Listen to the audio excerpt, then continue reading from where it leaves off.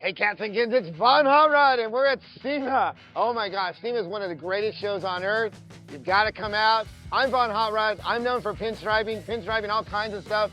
People bring me the weirdest thing. You ask, what's the weirdest thing?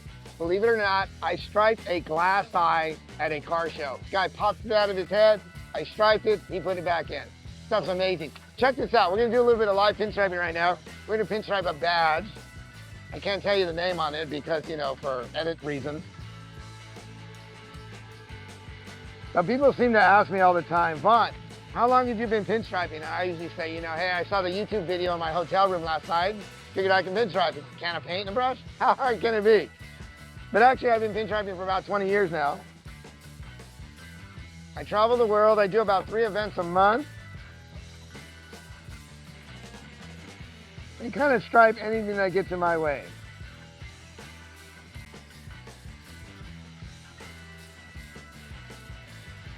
Of course, we do cars and trucks, but you know what's really big?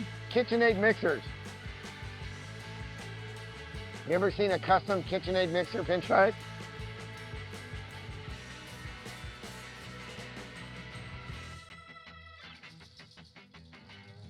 Something really quick.